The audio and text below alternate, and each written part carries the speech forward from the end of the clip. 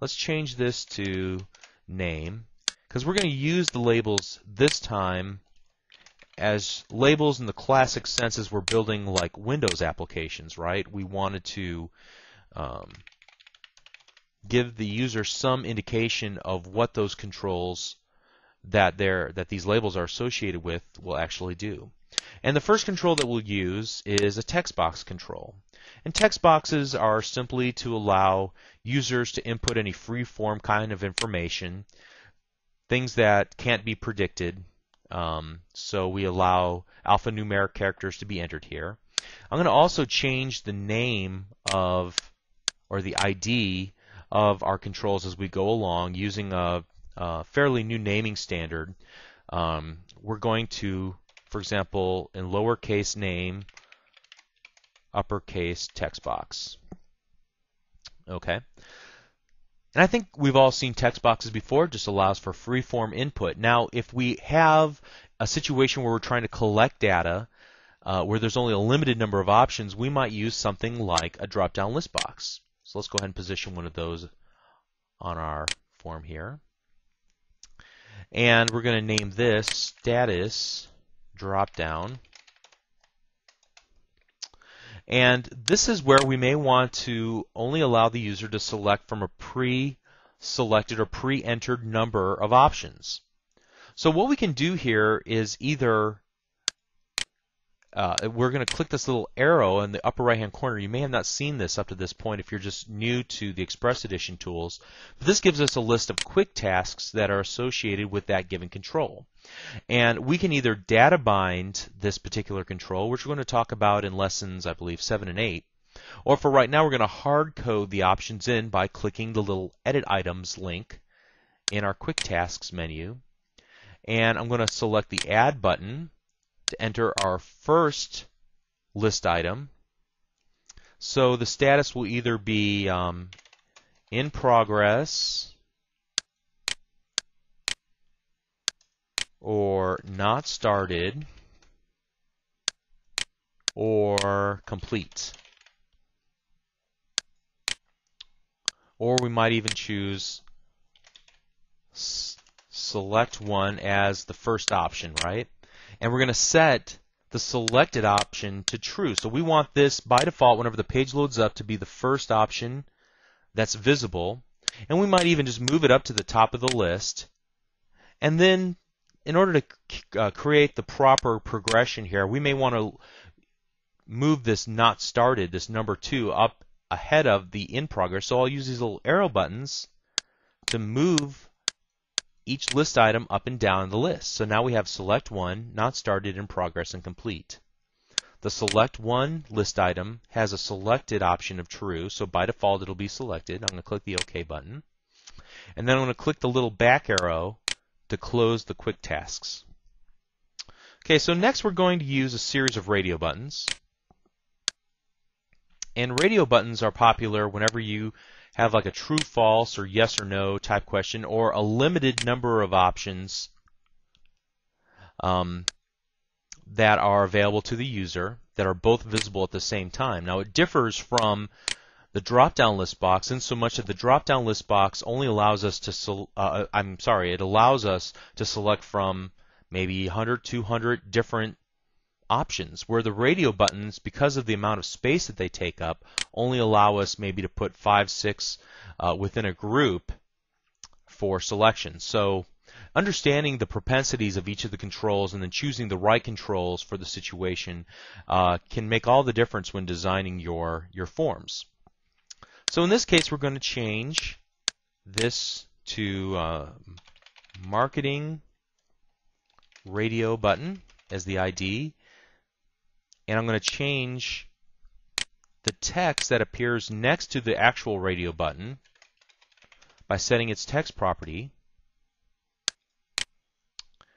And we'll change this one to accounting. We'll call this the accounting radio button. Okay. So now let's go ahead and test our application just to see how it works thus far. So I can select either marketing or accounting, right? Uh-oh, I have 2 selections here. What did I do wrong? Well, we can and we need to actually group these two together to let ASP.NET and the web browsers know that these are grouped together. So treat them as one or the other, but not both. And to do that, we will place them into a group. We'll call this group name department. So we have to make sure that both controls have their group name property set to department. Now let's try it this time that we've set that option. Let's see if it makes anything better. Okay, so now we can see a one or the other selection, but not both. Great. Now let's add a checkbox, and checkboxes are popular for whenever we need a yes/no type of question response from the user. So we're going to call this our approval checkbox. We're going to leave its check property to false, so by default it will not be checked. But we're going to change the text property to requires approval.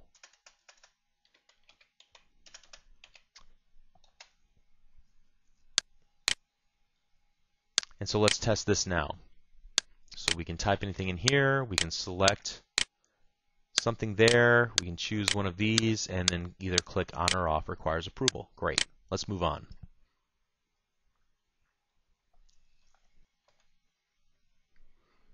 We'll only use a couple more controls in this example, and then we'll probably use a lot more as we continue through this series of lessons. The next control I want to demonstrate is the use of the hyperlink, and we'll put this right next to this requires approval. And the hyperlink control is great whenever we want to dynamically change the link or the URL that a given hyperlink points to. So we can dynamically, programmatically change the hyperlink if we wish to by setting its properties within the code that we write for our application. So in this case, I'm going to type something like more information, maybe to provide a help area. And then I can set the navigate URL equal to some project folder if I wish to that's currently on my local hard drive, or I can type in a URL like Learn Visual Studio, .net. I can also change the target from the current window to a new blank window.